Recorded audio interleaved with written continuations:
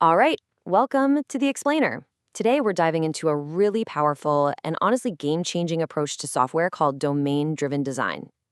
It's all based on the fantastic work of Eric Evans. So, let's jump right in. Okay, so let's kick things off with a question that, well, if you've ever worked on a software project, I'm betting you've asked this yourself. Why is it that so many projects start out with all this energy and promise, and then somewhere along the way, they just get stuck? They just grind to a halt? Well, a huge part of the answer to that question lies in something called the complexity trap. And trust me, it's a super common and often really painful reality for a lot of software teams out there. And this quote from Eric Evans just nails the problem perfectly. He talks about a project where the first release ossified prematurely into a high maintenance legacy. I mean, think about that word, ossified. It just hardened. It became this rigid, brittle thing that was a total nightmare to change, almost right after it launched. Does that sound familiar to anyone? I bet it does. Our first instinct is always to blame the tech, right? We say, oh, it's the database we chose, or this framework just isn't working. But what Evans suggests is that, yeah, that stuff matters, but the real problem, the thing that's truly crushing us with complexity, it's often hiding somewhere else entirely, right under our noses. So if it's not the technology, then where is this hidden complexity? To really get to the heart of that, the source material brings up this absolutely brilliant and kind of hilarious story involving Monty Python. Yeah, so the story comes from John Cleese. He's talking about filming Monty Python and the Holy Grail. They were shooting this one scene, and it wasn't landing. It wasn't funny. They did take after take. Finally, they get one that is just perfect, absolutely hilarious. Everyone's thrilled. They call it a day, feeling like they've got gold. But then, the next day, Cleese goes to look at the daily edits, and he sees the editor has used one of the bad takes, one of the unfunny ones. So, of course, he asks, what's going on? Why didn't you use the great one? And the editor points to this tiny, tiny technical flaw. For just a split second, you could see a little bit of a coat sleeve at the very edge of the picture. And there it is. That story just perfectly captures the whole problem, doesn't it?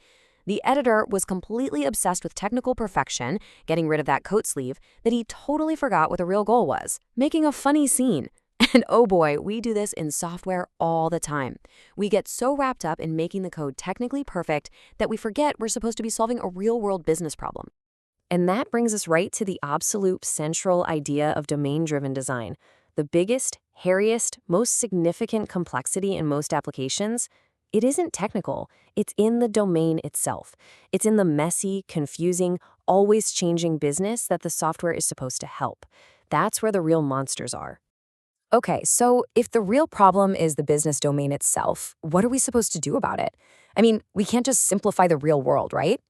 No, but what we can do is build a really effective model that helps us make sense of it.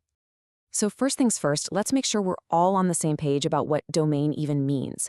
It's just the subject area the software is for. If you're building software for an airline, the domain is all about flights and bookings and passengers. For a bank, it's finance. It's simply the business activity itself. So a domain model then is basically our map of that world. And it's really important to get this. It's not just some diagrams you draw once and forget about. A good model is a living, breathing, simplified version of all the knowledge we have about that domain. It's about cutting through the noise and focusing only on what really matters for the software we're trying to build. And according to Evans, a really effective model does 3 critical things that all feed into each other. First, the model actually drives the design. The way your code is structured should literally mirror the model. Second, because of that, it helps create a common language for the entire team. And third, that language becomes the way the team captures and understands all that complex business knowledge. It's a powerful feedback loop. Okay, this all sounds great in theory, but how does it actually work? Like, what do you do? Let's take a look at a couple of the most important foundational patterns that come from domain-driven design. All right, just picture a typical software project for a second. Over here, you've got the developers. They are talking about classes and frameworks and database tables. Then over here, you've got the domain experts, the business people. They're talking about customer journeys and shipping logistics and invoices. It's like they're speaking 2 completely different languages. And in that gap, in that constant translation, so much important information just gets lost. This is where the first big pattern comes in. It's called the ubiquitous language. The idea is simple but so powerful. You create one shared language for the whole team, and it's built directly from the domain model. So, when a developer talks about a customer object in the code, it means the exact same thing as when a business expert talks about a customer in a planning meeting. No more translation, everybody is on the same page. Now, to actually embed this language right into our code, DDD gives us a whole toolkit of patterns. These aren't just fuzzy concepts, they're concrete, specific building blocks for your code. Things like entities, value objects, aggregates, repositories. We're not going to go deep on all of them here, but the key takeaway is that these are the practical tools you use to make your code speak the language of the domain. Okay, so let's zoom out for a minute. Let's look at the big picture here. Because applying all these patterns, it's not just about making individual pieces of code look nice. It's about a much, much bigger strategic advantage. See, domain-driven design has two sides to it. There's the tactical design, which is all about using those building blocks we just saw to craft one really good model. But then there's strategic design. And this is about managing a whole system with lots of different models that have to talk to each other. It gives you the blueprint for the entire city, not just the plan for one single building. And this is the real payoff. This is why you do all this work. When you get this strategic part right, your software stops being that rigid, high-maintenance burden we talked about at the beginning. It transforms into a real asset, something that can actually grow and evolve as the business changes, opening up brand new opportunities you never even saw coming. And I love how Evans puts it. He says that a good design can actually make opportunities out of those complex features.